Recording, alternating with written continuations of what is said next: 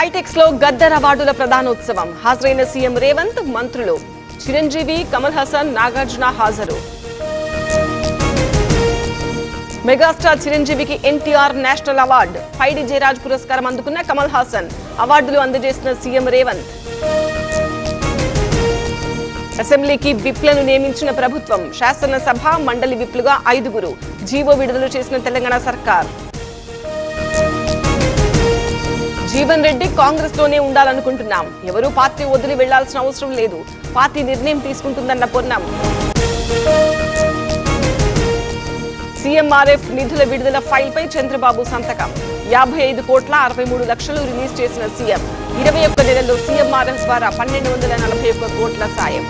అకాల వర్షాలపై సీఎం చంద్రబాబు సమీక్ష, రాష్ట్రంలో 1,215 హెక్టార్లలో పంట నష్టం, పూర్తి స్థాయిలో నష్టాన్ని లెక్కించాలని సీఎం సూచన.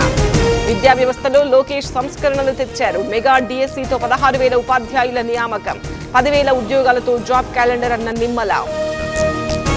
నాకు మంత్రి పదవి కొత్త కాదు, చంద్రబాబు నిర్ణయం తీసుకుంటారు, సమీకరణాల ప్రకారం నిర్ణయం అన్న గంట. జగన్ పై షర్మిల హద్దులు మీరి మాట్లాడారు, చంద్రబాబుకు ప్రయోజనం చేకూర్చడమే ఆమె ఉద్దేశం, మళ్లీ జగన్ దగ్గరికి రావడం ఖాయమన్న రాచమల్లు. ఎన్టీఆర్ జిల్లాలో జోగి రమేష్ పర్యటన, దెబ్బతిన్న పంటల పరిశీలన, ప్రభుత్వం రైతులను ఆదుకోవాలని డిమాండ్.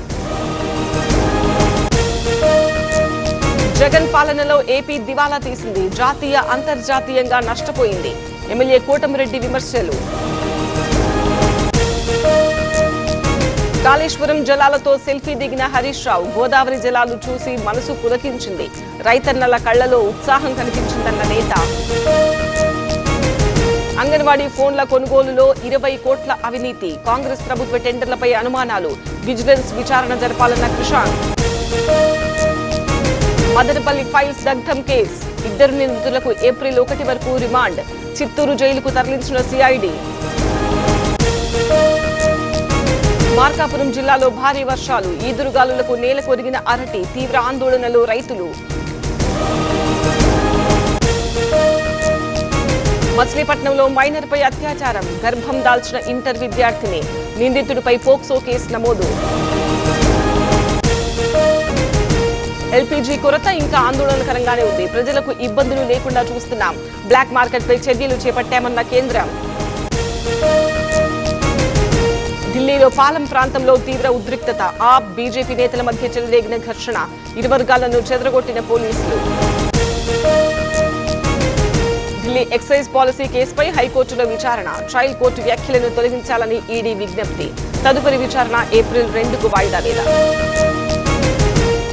మహారాష్ట్రలో మావోయిస్టుల లొంగుబాటు, గడ్చిరోలి పోలీసుల ఎదుట లొంగిపోయిన 11 మంది, మావోయిస్టులపై 68 లక్షల రివార్డ్.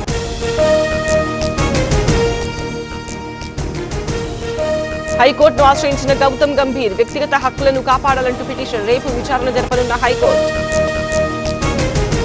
ఎల్లుండి రంజాన్ పండుగ, ఈ రోజు కనిపించని నెలవంక, శనివారం ప్రత్యేక ప్రార్థనలు.